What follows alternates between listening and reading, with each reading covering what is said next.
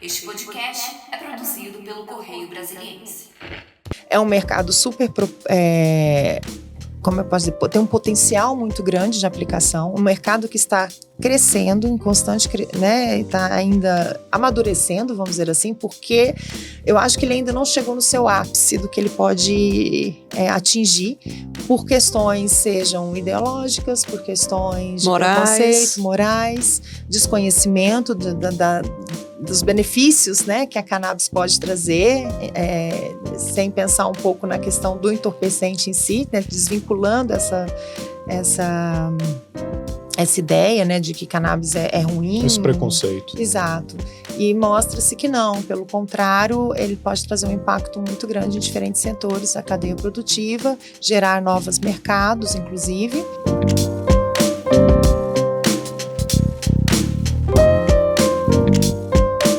Olá, tudo bem? Estamos aqui mais uma vez no podcast do Correio. Eu, Adriana Bernardes, e o meu colega Ronaire Nunes. É Nunes, Ronaire? Nunes mesmo. Bateu uma dúvida agora. Certinho. E hoje nós vamos receber a Daniela Bittencourt, que é uma pesquisadora da Embrapa em recursos genéticos e biotecnologia. E ela também é secretária executiva do Comitê Permanente de Assessoramento de Pesquisas sobre Cannabis. Seja muito bem-vinda, muito obrigada pela presença. Bem-vinda, Daniela. Eu que agradeço. Bom, nós vamos começar falando de uma decisão recente do STJ, né, que autorizou aí a importação de sementes e cultivo de cannabis exclusivamente para fins medicinais, farmacêuticos e industriais. Sim. Isso é um avanço muito grande em se tratando de cannabis no Brasil? Ah, sim, com certeza, né? Essa questão já vem sendo solicitada, que seja, né, que tenhamos uma solução para isso já há alguns anos, né? A gente percebe a crescente demanda por medicamentos provenientes dos canabinoides, né, que vem da cannabis sativa, né, que o pessoal até pejorativamente chama de maconha, vamos dizer assim, mas acho que isso vem, inclusive, para acalmar um pouco os ânimos nesse sentido e que realmente a gente tenha uma regulamentação que seja, que auxilie a todos, né? Que seja positiva para todos, ou aqueles que precisam da cannabis, né, para o seu tratamento, por questões de saúde, como também para os setores, né, produtivos que têm a intenção que veem a cannabis como uma fonte de renda, uma nova linha aí de trabalho, de desenvolvimento de novos medicamentos, bem como outros produtos, né. A gente estava conversando que cannabis, fala-se muito do uso medicinal da cannabis, né, mas ela já há pesquisas aí apontando para outras áreas. A indústria têxtil já usa, e você estava dizendo de outros setores também, né? Sim, construção civil, na parte de alimentos, né, cosméticos também, né, principalmente para produtos para pele, o óleo também é muito bom, inclusive no exterior você acha muito creme para pele, produtos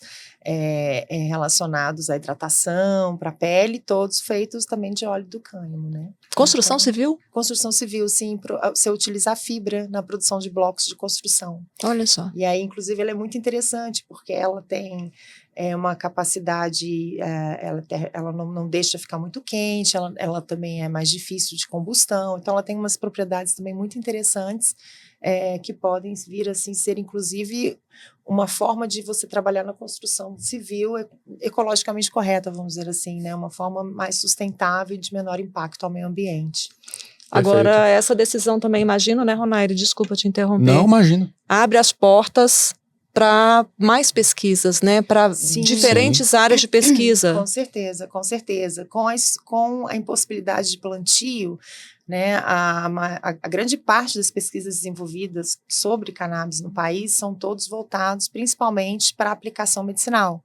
Então, a gente praticamente não tem estudos desenvolvidos no intuito agronômico, vamos dizer assim, para, né, questão de plantio, desenvolvimento de novos cultivares, até cultivares específicas para determinadas aplicações, né? Com a possibilidade de plantio, a gente pode trabalhar, então, no melhoramento genético, focado, então, para o uso da planta, seja para a parte medicinal ou para alguma aplicação específica na indústria, né? A questão da qualidade da fibra, fora também todo o impacto positivo ambiental que o cânhamo, a cannabis pode trazer, né? Ela tem algumas propriedades muito interessantes também para o solo, né? Ela auxilia a saúde do solo, ela tem uma fixação de carbono superior a várias outras culturas, pode ser usada também em rotações de culturas, o que pode também que auxilia, alguns estudos já mostraram que ela inclusive aumenta a produtividade. Então, assim, são estudos muito interessantes, dados que a gente já conhece, que foram desenvolvidos no exterior, mas que a gente não sabe ainda exatamente qual vai ser o impacto aqui, né, dentro do nosso país, né, de acordo com as características territoriais, ambientais, de solo que nós temos. Então, a gente também quer gerar esses dados, mas que esses dados representem a nossa realidade, né? Então, isso é muito bom. É excelente você falar dessa questão de plantio, porque está bem próximo da sua área de pesquisa na Embrapa. Sim. Eu queria te perguntar um pouco mais sobre isso. Qual é exatamente o seu foco de trabalho lá, principalmente em relação à cannabis, e como isso daqui a alguns anos, ou talvez até mais rápido, vai refletir no dia a dia das pessoas? Sim, com certeza. Bom, a minha linha de pesquisa não é muito voltada para cannabis no campo, na verdade, né? A ideia na Embrapa, né, o programa de pesquisa que a gente está se propondo a desenvolver, vai da semente até o produto final, nas diferentes frentes. A minha atuação especificamente na pesquisa com cannabis vai ser mais voltada para a construção de um banco de sementes, para a posterior construção de um banco de germoplasma, que possa representar aí a grande variedade, né, variabilidade genética que a gente tem da cannabis no mundo hoje. A gente fez um levantamento, assim, meio que, vamos dizer assim, um levantamento por alto de alguns bancos de germoplasma no mundo, e a gente já identificou mais de 900 variedades distintas de cannabis no mundo todo. Pode ter até mais, né? Porque com certeza cada dia isso é desenvolvido, é trabalhado, enfim. Vai depender de cada país, aí tem diferentes sementes, tipos de sementes para aplicações distintas. E também na parte de caracterização genética desse material, né, sequenciamento de genomas, a gente avaliar a questão de expressão gênica e contrastar isso com fenotipagem. O que seria fenotipagem? Você tentar conhecer o que essa planta produz, o percentual de canabinoides que ela produz, para que a gente possa, então, identificar marcadores moleculares que vá nos auxiliar, então, que vai auxiliar, no caso, os melhoristas, né, a trabalhar no melhoramento genético da planta. E a partir de ferramentas moleculares, a gente pode avançar mais rápido no desenvolvimento de cultivares específicas. Como é que isso funcionaria na prática, assim, para as pessoas que não estão aí muito familiarizadas com os termos técnicos de pesquisas, né? Dá um exemplo para a gente, assim, olha, a gente pega isso aqui, descobre isso, vai ser aplicado assim. Podemos chegar a essa conclusão? Sim. Por exemplo, nós todos temos DNA, todos temos um genoma muito parecido, né? De certa forma, todos eles vão ter os genes específicos para que a gente tenha um coração, para que a gente tenha um cérebro, para que a gente se torne um ser humano. Da mesma forma acontece com a planta, só que cada gene é responsável por uma característica específica. Então, da forma que ele trabalha, vamos dizer assim, no organismo, ele vai dizer, no caso das pessoas, você é morena, você é loura, você tem um olho azul, você tem um olho verde, a mesma coisa com as plantas. Produz mais CBD, produz menos THC, ela é mais sensível ao sol, por exemplo, a altas temperaturas, ou ela é mais resistente.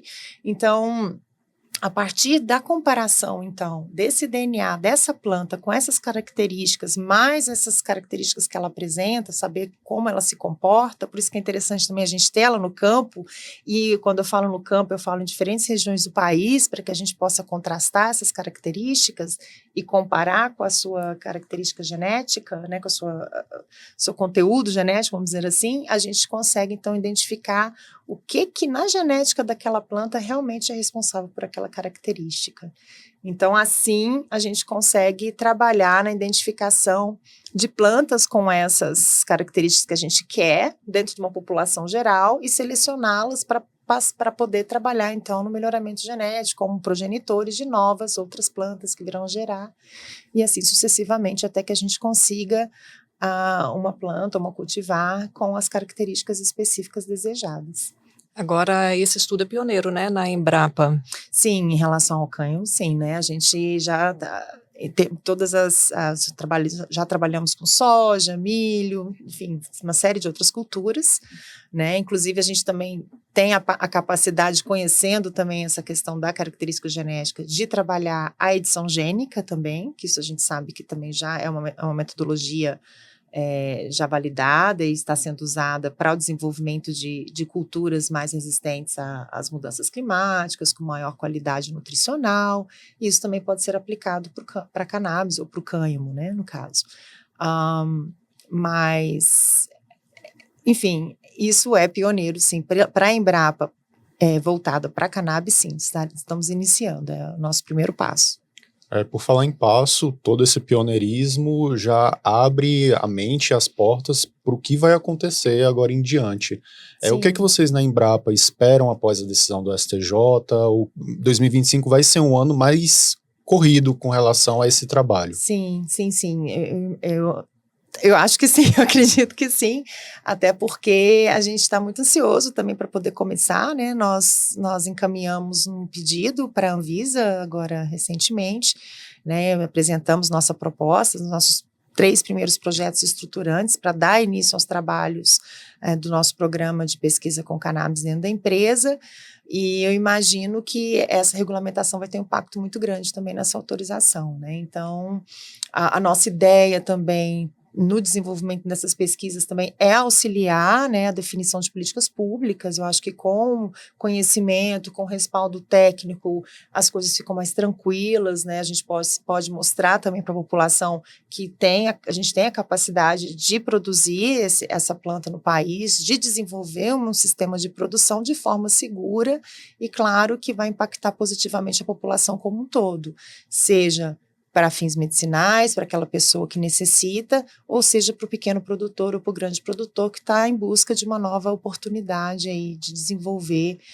na sua terra, enfim, de ter uma nova cultura para trabalhar e gerar renda e emprego, que é o que a gente vislumbra no final também. E você estava comentando com a gente aqui que antes desse projeto em si que foi apresentado e que vocês estão aguardando a autorização aí da Anvisa para começar, você fez um amplo estudo de mercado, né? Para saber o potencial da cannabis, do cânhamo, dentro da economia. Sim. O que esse estudo mostrou? Então, nós, na verdade, a Embrapa criou um grupo de trabalho, né, onde a gente teve a oportunidade de trabalhar com 18 pesquisadores dentro da empresa que contribuíram para esse estudo. A gente fez um levantamento aí mostrando a perspectiva, uma grande perspectiva em diferentes áreas, né, uma demanda muito grande, principalmente em alguns países, nos Estados Unidos, por exemplo, já praticamente quase todos os estados já, de certa forma, autorizam o uso da cannabis, alguns de maneira mais ampla, né, até abrindo para a questão do uso recreativo, outros mais restritos, mas já se conversa, já se fala sobre essa questão já de uma maneira mais ampla e com diferentes mercados aí potenciais, né. Canadá, a mesma coisa, na Europa também, a França, Reino Unido, a Alemanha também agora mudou a regulamentação recentemente, dando mais abertura também para o uso da cannabis, dentre diversos outros países também. Então, assim, é um mercado super, como eu posso dizer, tem um potencial muito grande de aplicação, um mercado que está crescendo em constante, né, está ainda amadurecendo, vamos dizer assim, porque eu acho que ele ainda não chegou no seu ápice do que ele pode atingir, por questões sejam ideológicas, por questões de preconceito, morais, desconhecimento dos benefícios, né, que a cannabis pode trazer, sem pensar um pouco na questão do entorpecente em si, né, desvinculando essa ideia, né, de que cannabis é ruim. Esse preconceito. Exato. E mostra-se que não, pelo contrário, ele pode trazer um impacto muito grande em diferentes setores da cadeia produtiva, gerar novos mercados, inclusive, e eu acho que isso é uma coisa que nós aqui no Brasil temos que ficar atentos também. A questão não é só plantar, né? A questão não é só botar a planta no campo, a gente precisa criar os mercados, criar a cadeia produtiva, criar para quem nós vamos dar oportunidade de gerar empresas que atuem no ramo, que desenvolvam produtos a partir da cannabis para que a gente possa também trazer demanda para aquilo que está sendo plantado no país. Então, quando eu penso na regulamentação da cannabis, eu não penso só no Ministério da Saúde, eu penso no Ministério da Agricultura, do Desenvolvimento Agrário, do Empreendedorismo, Ciência e Tecnologia, uma conversa onde todo mundo possa ir também dar sua contribuição para que a gente pense na cadeia, no desenvolvimento da cadeia produtiva como um todo, que aí sim eu acho que todo mundo tem a ganhar. E já tem algum mercado incipiente no Brasil em relação a cannabis e com cânhamo? certeza medicinal, né? A gente está vendo aí já muitos estados autorizando o fornecimento, né, do CBD via SUS, né, dos medicamentos provenientes da cannabis via SUS, e todo esse medicamento hoje é fornecido, é importado, vamos dizer assim, né? A gente importa de outros países, então chega muito caro para a população de uma maneira geral, e acaba que fica limitado, né? Nem todo mundo vai ter condição, né? São poucos as disponibilidades de medicamentos, né? Ou de tipo de apresentação de medicamentos disponíveis, inclusive autorizados hoje para utilização na medicina. Então, a gente tendo essa regulamentação vai abrir portas para uma série de coisas. A gente vai poder plantar, a gente vai poder produzir, desenvolver nossos produtos, né? Inclusive, o fornecimento do SUS pode ser ampliado até para todos os estados no Brasil, né? Não somente para alguns. E, claro, abre-se também portas para o avanço dos estudos, das pesquisas, e aí, claro, gera-se mais tecnologia, gera-se mais conhecimento e a possibilidade de você estar aí trabalhando com produtos diferenciados, inovando no mercado. Daniela, eu sei que está tudo muito no início, a gente ainda está falando de pesquisas que estão começando a engrenar, uma regulação ainda que precisa ser feita de uma forma mais cristalizada, mas você, na sua experiência, já consegue ver um momento em que no Brasil existirão plantios, grandes plantios? Se a gente pudesse prever um tempo, na sua opinião, é claro, a gente estaria falando de 10, 5 anos, como que você vê, assim, essa perspectiva do futuro? Isso tudo vai depender de como as coisas caminharem, né? A gente tem vários cenários que a gente pode explorar, né? Numa janela aí, vamos dizer, de 20 anos, né? Eu acho, porque também isso não vai acontecer por dia da noite, sim, né? Exato. A gente tem muito ainda a caminhar, mas isso vai depender se a gente tiver um trabalho legal de conscientização da população em relação à cannabis e dos seus benefícios nos diferentes frentes. Então, se a gente tem uma população que está aberta e que está afim, vamos dizer assim, de consumir produtos provenientes da planta, gerando demanda no mercado, isso vai ajudar a crescer e a desenvolver. Lembrando que, como você disse, nós não estamos falando do uso recreativo, né? Nós estamos falando de roupas, medicamentos, produtos de beleza, material de construção. Nesse caso, não. O foco realmente é focar nos benefícios que a planta pode nos trazer. Então, aí você tem também a questão da regulamentação, que é importante, né? Então, essa regulamentação, como ela vai ser feita, incentivos fiscais também para o desenvolvimento da indústria, né, do pequeno produtor, né? A gente pode pensar aí de um zoneamento de risco climático para cannabis, por que não, né? Eu acho que é importante a gente ter também toda essa parte de estudos de territorial, de uma maneira geral, para a gente desenvolver também cultivares específicas para cada região do país, com foco também para desenvolvimento de produtos distintos, né? Enfim, questões também vinculadas a mudanças climáticas, lugares mais secos, lugares mais úmidos. Então, tem tudo isso que a gente pode vir a trabalhar, mas isso tudo também requer investimento em pesquisa, né? Então, é outra coisa. Então, já 3 coisas aí nós já estamos apontando, que seria, então, a questão da percepção social, do apoio governamental, vamos dizer assim, do governo, e realmente políticas para desenvolvimento, não só a questão de regulamentação, mas políticas para desenvolvimento e também fomento de pesquisa e até mesmo pensar em desenvolver polos industriais, né, arranjos produtivos locais, todos voltados para o desenvolvimento da cannabis e seus produtos. Há uma estimativa de quanto isso sendo regulamentado, o potencial de econômico da maconha Olha, eu até já, para te falar, eu já li alguns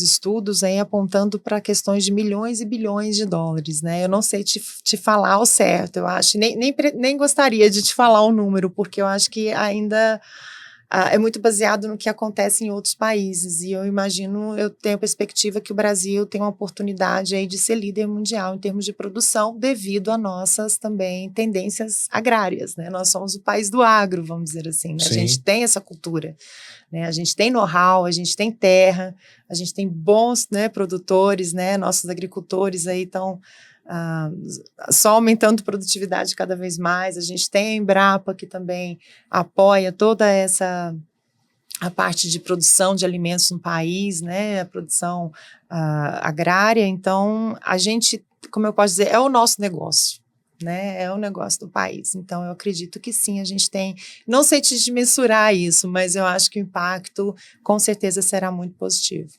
Daniela, como você mesmo já falou, ainda existe uma dificuldade social nas pessoas, os brasileiros, em aceitarem a ideia da cannabis, indo além do entorpecente, fazendo críticas a uma Sim, possível regulamentação, críticas à decisão do STJ. Como que você responderia a esses críticos do estudo da cannabis, que preferem fechar os olhos para os benefícios até de lidar com ela de qualquer forma? Sim.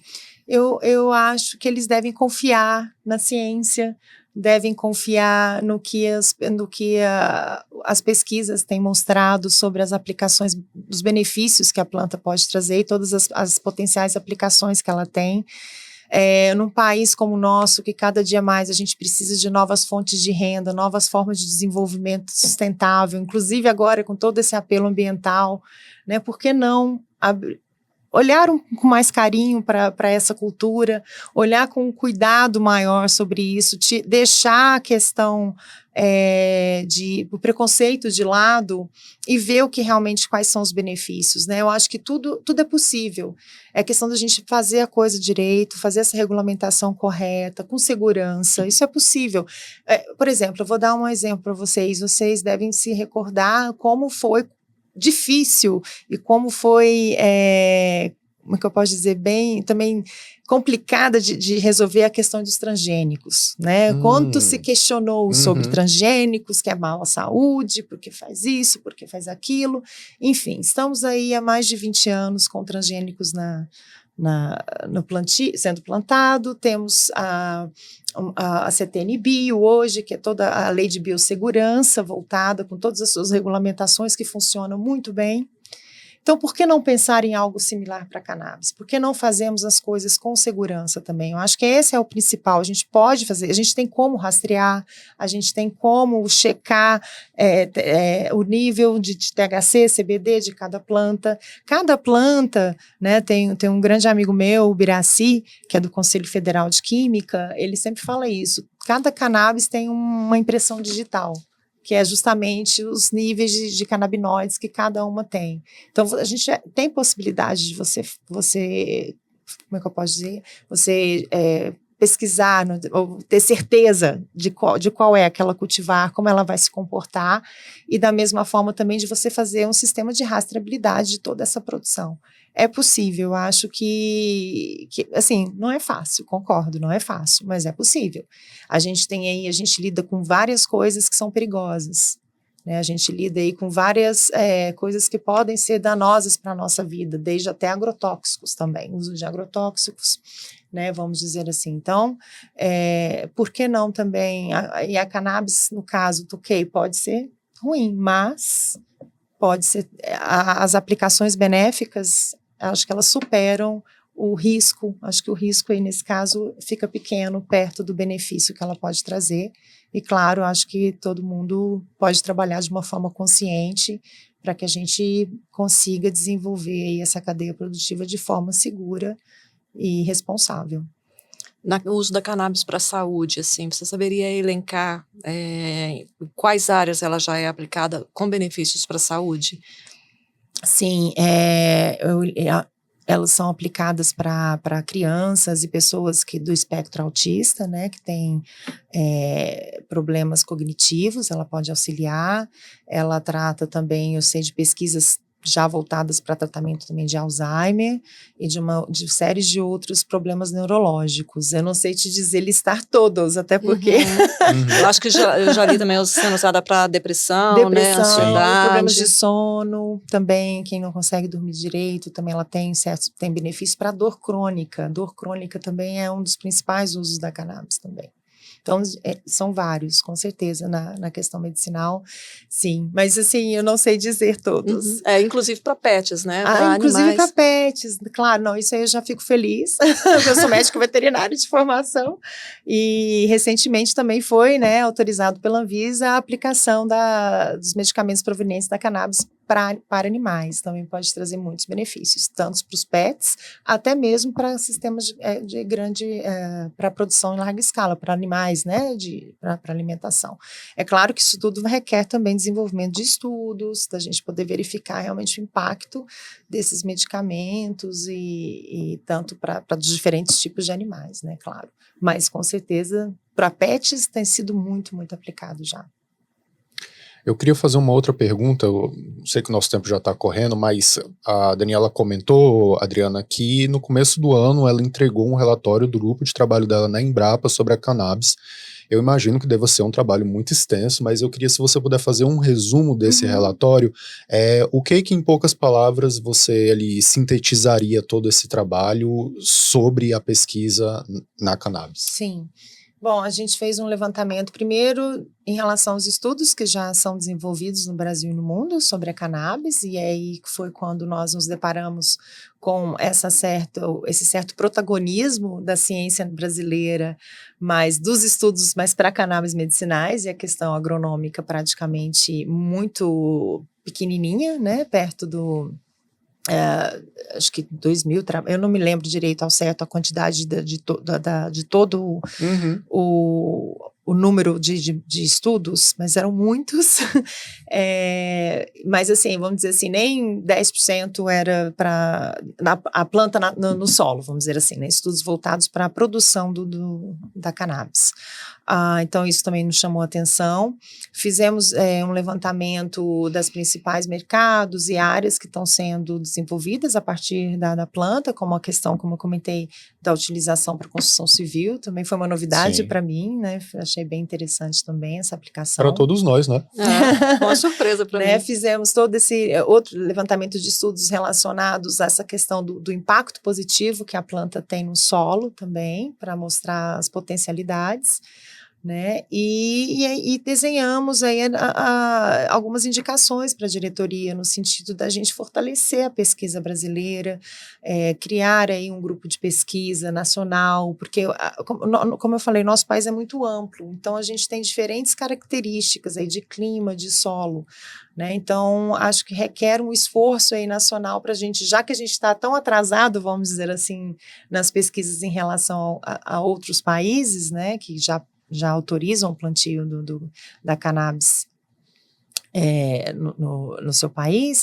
Então, acredito que é necessário um esforço aí nacional de diferentes frentes, né, com articulação da gente desenvolver pesquisa para estar avançando com mais rapidez. E, claro, eu acho também que requer aí, como eu falei, a partir dessa regulamentação e aí de sinalização governamental, a gente até identificar áreas prioritárias, onde começar a pesquisar, né, o que seria mais interessante.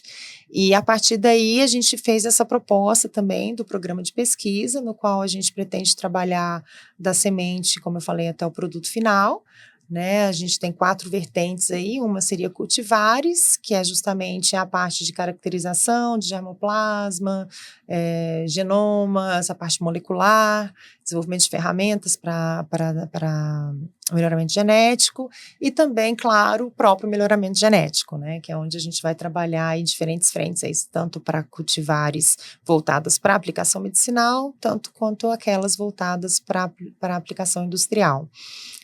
Também temos toda a parte de estudo de sistemas de produção, como produzir, quando produzir, período de colheita, período de plantio, espaçamento, aí entre os agrônomos, meus colegas muito competentes, né, que vão estar aí atuando, né, nessa área, inclusive pesquisando e vendo possibilidades de uso, como eu falei, em consórcio com outras culturas ou sistemas até agroflorestais, por exemplo, né, ou sistemas também, integração lavoura, pecuária e floresta, tentando aí mitigar também a questão de carbono, né, pode ser também uma alternativa muito interessante para os mercados de carbono no futuro.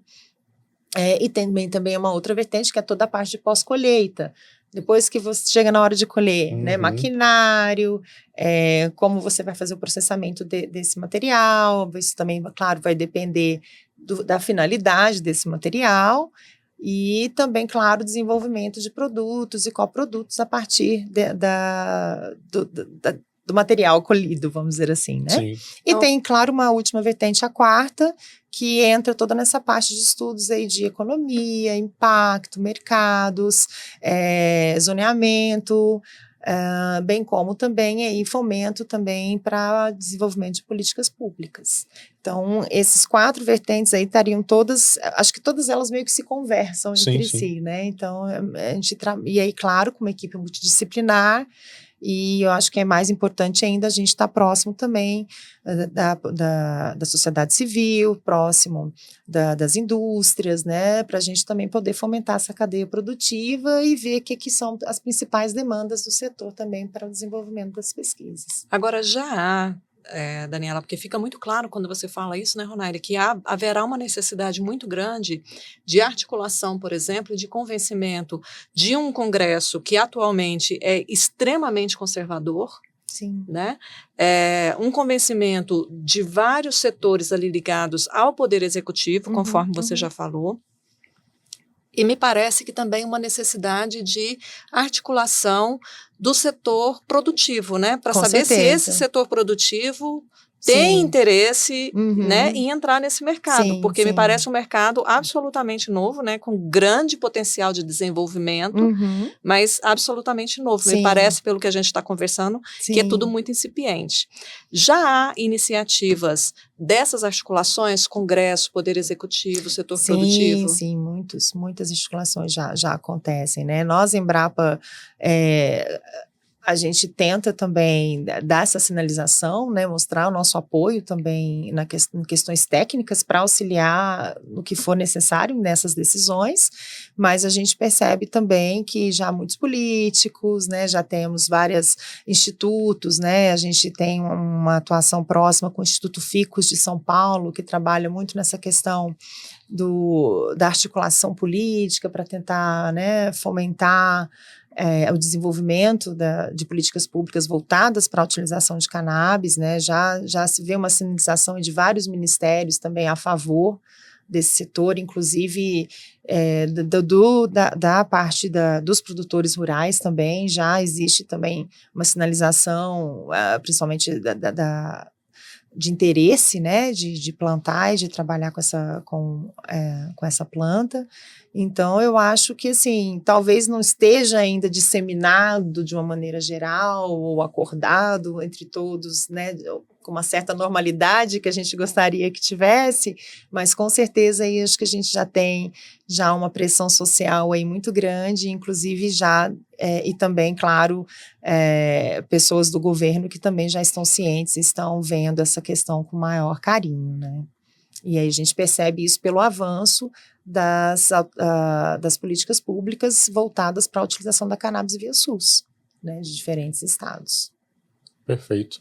Posso fazer uma perguntinha além da cannabis, Adriana? Porque eu também sei que a Daniela fez um trabalho muito interessante, conhecido, enfim, nos meios específicos, que é sobre uma bactéria que come plástico. Eu fiquei muito curioso sobre isso. Acho ótimo você falar sobre isso. Pois é, o que acontece? Porque fica claro que a gente vê um trabalho de pesquisa que consegue caminhar até o dia a dia, né, das pessoas. Sim. Sustentabilidade é um tema muito caro hoje em dia. Com certeza. E, enfim, se você puder falar um pouquinho. Tá. Não, eu até te agradeço você chamar essa atenção, porque na época que essa notícia saiu, eu fiquei até meio assim, porque a bactéria ainda não come plástico. O que a bactéria faz? Então, na verdade, a gente tem uma parceria com o Instituto Americano de Pesquisa, o J. Craig Venter Institute, JCVI. Você fala Embrapa. a Embrapa. Isso, né? No caso, eu estive lá como cientista visitante, fiquei 2 anos trabalhando com eles, e eles desenvolveram uma bactéria com um genoma totalmente sintético. O que seria um genoma totalmente sintético? Um genoma construído em laboratório, montado em laboratório, que foi inserido dentro de uma bactéria, que ficou com 2 genomas, depois ela, lógico, como todo organismo unicelular, ela se dividiu, um genoma foi para um lado e o outro foi para o outro, vamos dizer assim, né? Cada bactéria ficou com um genoma. Só que o genoma sintético, ele tem um gene que é um marcador de resistência a um determinado antibiótico. Então, se você coloca no meio de cultura da bactéria esse antibiótico, então esse antibiótico vai matar as bactérias com genoma natural e as bactérias com genoma sintético, vamos dizer assim, vão permanecer vivas e vão sobreviver. E a partir, elas também contêm uma região gênica, que é meio marcador, para eles poderem identificar essa bactéria da bactéria natural, vamos dizer assim. E aí, depois de 10 anos de pesquisa, eles conseguiram desenvolver essa técnica. Depois eles estudaram esses genes todos dessa bactéria para diminuir o genoma dela, para diminuir o número de genes que ela tem. Então, eles conseguiram diminuir isso pela metade, e aí desenvolveram a bactéria com genoma mínimo. Essas bactérias foram todas baseadas numa bactéria que chama Mycoplasma mycoides, que é uma bactéria que causa pneumonia em caprinos. Essas bactérias já são consideradas bactérias com genomas bem pequenininhos, bem diminutos, dentro de todos os organismos que se conhecem hoje na Terra, vamos dizer assim. Por isso, inclusive, que ela foi usada como a célula modelo para fazer esse estudo. Mas qual que é a importância desse estudo? O interessante é porque com essa bactéria com genoma mínimo, a gente tem a oportunidade de tentar entender o que é os principais genes necessários para que um ser possa ser considerado vivo. Como é que os organismos funcionam realmente? O que é essencial para que a gente possa sobreviver? Como é que o sistema, o organismo, ele trabalha ou ele evolui, por exemplo, né? Muitos estudos de evolução também estão sendo feitos a partir dessa bactéria com esse genoma mínimo. E o mais interessante, por ela ter um genoma muito pequeno, ela também não tem, se eu inserir um outro gene dentro dela para eu tentar identificar a funcionalidade, eu tentar desenvolver uma nova função para que aquela bactéria venha a fazer, o metabolismo dela não vai interferir muito nessas respostas, porque realmente ela só faz o básico. Né? Ela, inclusive, eu falo que ela é meio bebê, a gente tem que dar comida, a gente tem que dar tudo para ela, porque ela realmente é bem, como eu posso dizer, sensível, vamos dizer assim.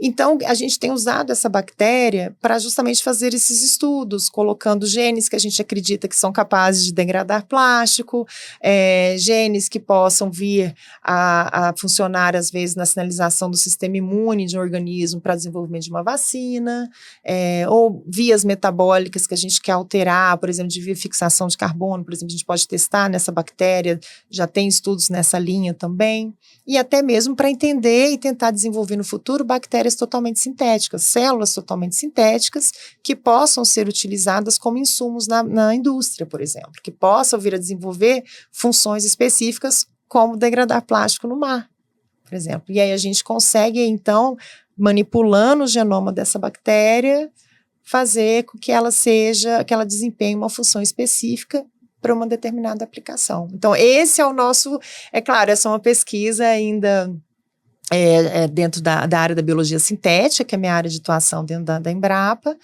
e que a gente, posso dizer, seria o santo grau, vamos dizer assim, da biologia sintética, é um dia a gente chegar realmente ter a capacidade de desenvolver micro-organismos que tenham características específicas para o nosso benefício, por exemplo. É interessante, Daniela, ouvir você falando, contando todos os passos dessa pesquisa, porque mostra, Adriana, como o trabalho na prática da pessoa que está ali em centros de pesquisa, e eu queria pegar a sua opinião sobre o ramo em geral no Brasil. Uhum. Como que você acha que o governo olha para o pesquisador no país? Como você acha que a sociedade olha para o trabalho de vocês? E especialmente como esse olhar pode ser melhorado? Porque Sim. a gente sabe que o trabalho de vocês é fundamental, muito importante. Obrigada, não, sim.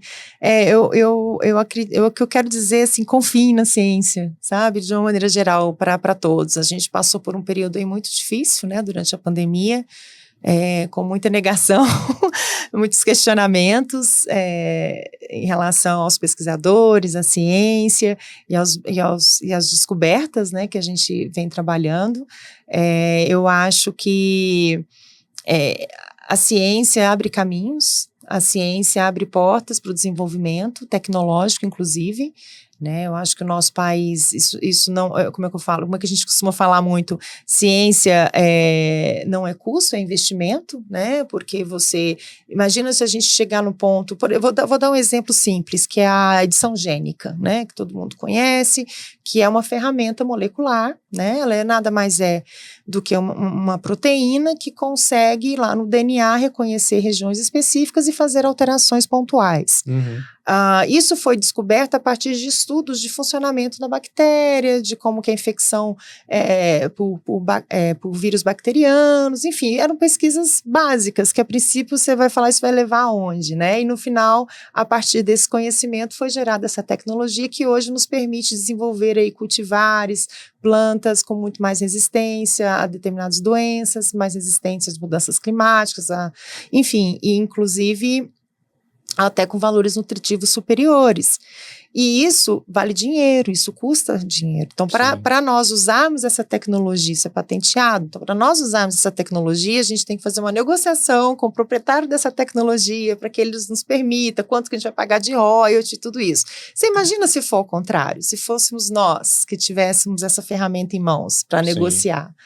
Né? Então, aí inclusive a gente desenvolvendo, né, e trabalhando a pesquisa, no desenvolvimento tecnológico, a gente vai gerar renda, com certeza, vamos diminuir a nossa dependência tecnológica de outros países, né? Não pagar royalties, mas sim receber royalties. Então, eu acho que o governo melhorou um pouco nesse sentido. Eu acho que esse governo tem um olhar mais carinhoso, vamos dizer assim, para a pesquisa, mas ainda temos muitos desafios pela frente. O que te inspirou a ser uma cientista?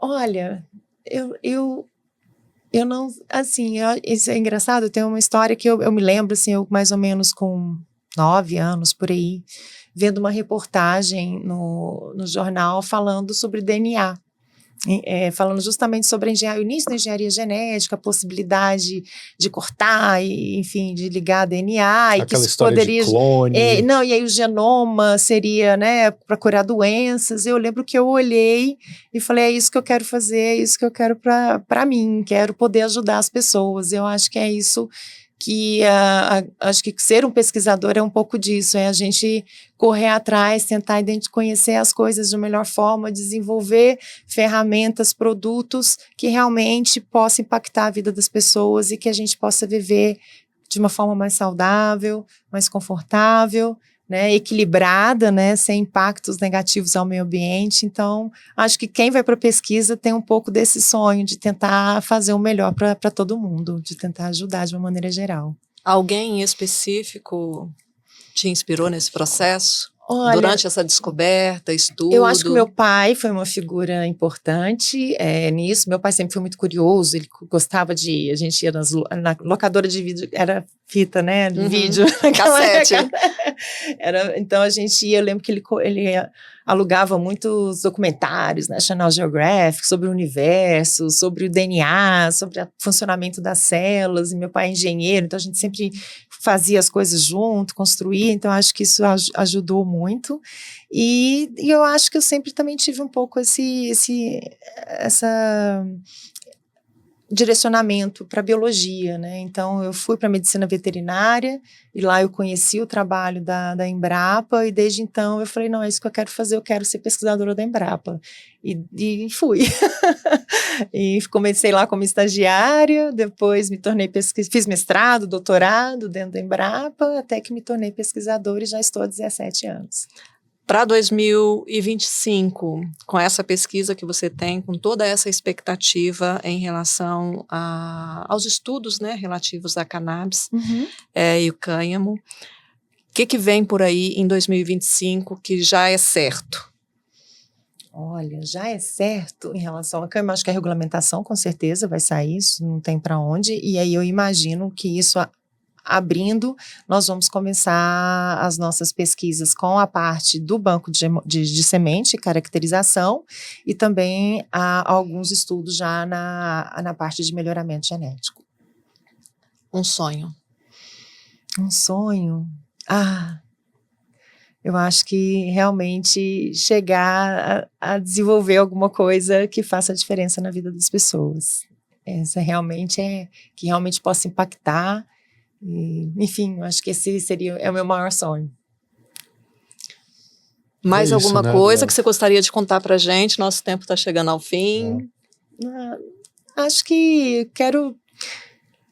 eu quero fazer um chamamento, na verdade, assim, para os jovens que não desistam da ciência, que embora a gente tenha aí muitos percalços, nem sempre é fácil, as oportunidades são poucas no nosso país, mas que não desista, vá em frente dos seus sonhos, que realmente vale a pena, e é muito gratificante quando a gente percebe que as coisas estão caminhando e estão funcionando e que a gente começa a ver os resultados aí de toda a perseverança. Pesquisa vale a pena e com certeza pode te trazer muita felicidade aí ao longo da profissão. Que bacana. Bom, nós ficamos por aqui. Nós hoje recebemos Daniela Bittencourt, pesquisadora da Embrapa em Recursos Genéticos e Biotecnologia e também secretária executiva do Comitê Permanente de Assessoramento de Pesquisas sobre Cannabis. Muito obrigada pela presença. Fica o convite para vir mais vezes. Muito obrigada. Obrigada, Ronaire. Muito obrigado, Adriana. Obrigado, Daniela. Muito obrigada. Bom, e o programa completo você assiste aí nos principais tocadores de podcast e fique com a gente. Até a próxima.